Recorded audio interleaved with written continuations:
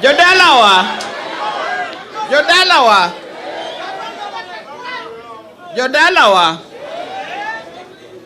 Wano kwariure kama kaonge wach. Wabiro ka nikech wach nitie. To wabiro ka nikech wach notimore dalawa ka. Abiro ka kaka miyo. Kendo abiro ka miyo monyuol. I understand what it means to lose a child in that careless manner. Mine manka. Agintie. Mine manka.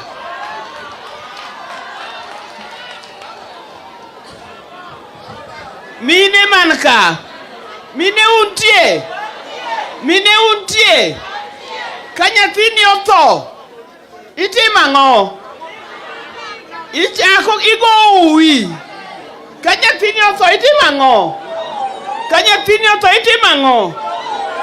Dangiling. To nyithindu otho.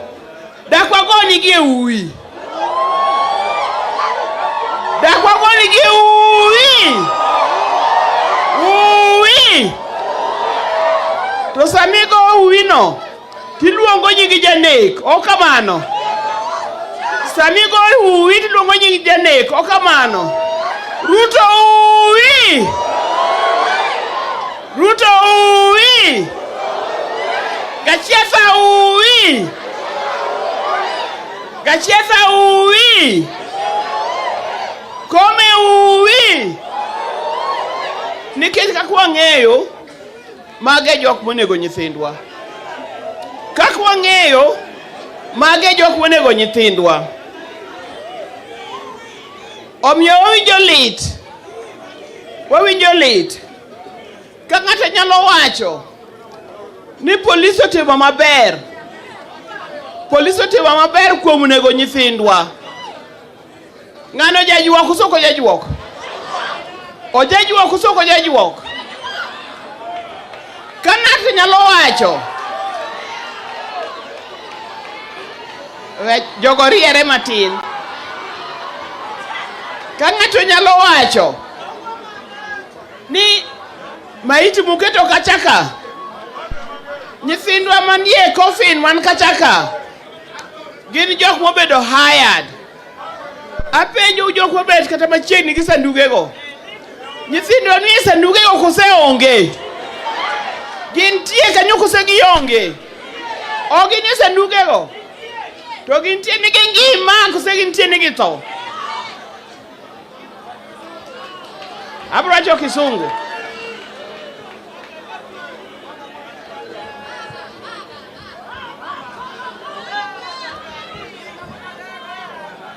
Those young people whose bodies are lying there in the coffin. Those young people whose bodies are lying there in the coffin, they are real. They are real. Each one of them, they are somebody's child. And as a mother, I feel the pain when somebody can open his mouth, his big mouth. When somebody can open his mouth and say those are rented or hired dead people. How can you hire dead people? Is he the one who received the money that was hired there?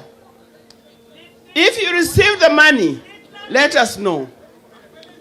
Every time somebody dies, there's what is called investigations. I would urge the IG, give us the name, the list of names, and parade the policemen who killed these people. Our chokama, okdwangwani IG, omiwa nyinge jok policemen no neko. How come we've never heard that they've been arrested? How come we've never heard those who killed have been arrested? Who are they? And who is going to investigate them? You are driving this country to the dogs. If you don't arrest them, If you don't parade them, if you don't take them to court, you are driving this country to the dogs. Uwinjo gima wachono? Uwinjo gima wachono? Ka ng'ato nyalo neko, buneg nyithindo mang'eny machalo kama, to kotere e court, the result and the end result of what is happening will be disastrous, because the people will take the law into their own hands. Nikech wang'ende onge sirkal that protects us. If the government cannot protect us, if the police cannot protect us, we have to protect ourselves, isn't it? We'll have to protect ourselves, isn't it? And how do we protect ourselves? Tell them to wait and see.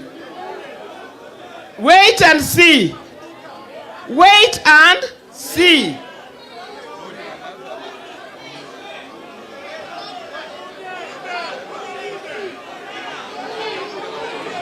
Wait and see. Gibro neno gi wangi. Ok debedi. We can't have a lawless country where the government is in charge of killing, where the police are in charge of killing, and nothing happens. Surely, we are also human beings. We are human beings. We are real mothers, we are real fathers, we are real brothers. These are our children. If destroy our future, and our future are in these children. If you want to destroy our future will destroy you.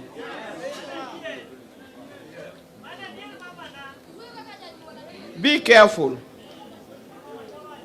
Don't say that they're helpless, they don't have weapons, they only have stones. Those stones can turn into bullets.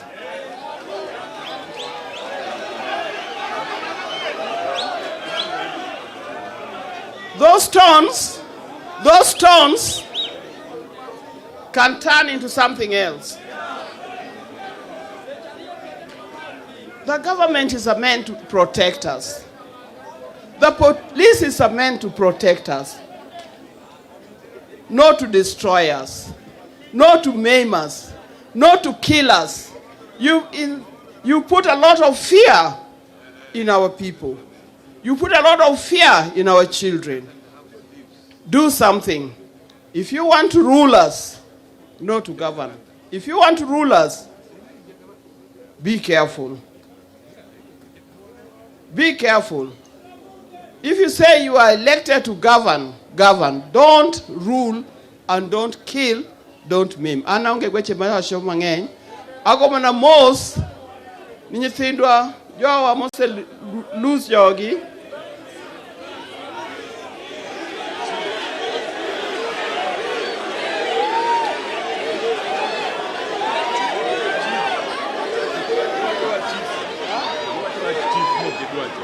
Oh, who don't know what to achieve? Yeah, adiera to ber. Adiera to ber. Adiera to ber wawach nu adiera. Chief muwacho no. Edala wakanya miraka. En wuod yuora. Edala waka. En wuod yuora. To kata en wuod yuora. And aher kwayo kama. Ko yer wuod yuora mondo ritwa kar kae. Mokwongo nego tere for training. Onego tere for ang'o. Onego puonje. Onego puonje. Onge dala modoke nikech already en dala. Onego puonje. To wuod yuora oitimo marach. Wuod yuora itimo marach. Itimo marach. Imiyo remb ji chweri dala waka. Imiyo remb owete ni chweri dala waka. Ok itimo maber. Dhi e kanisa. Kata kin jalejo. Kata kin kanisa migine. Dhi kwa Nyasaye werruok. To kwa jo dala wagi bende werruok kuom timo timoreno. Ero kamano. Thank you. Mama okwero chiefs kasoko kwero. Okokwero chief. Kendo gima mama wacho ka. Gima mama wacho ka. Mane nitie ja-Amerika moro miluongo ni Malcolm X. Kane jorotenge ma Amerika, jorochere ma Amerika noketogi kama rach. To ne gipenjo gi penjo. The ballot or the bullet? The ballot or the bullet? If Ruto wants a free, democratic country, we must have free and fair elections. And therefore, the talks must go on that trajectory. I have the honor now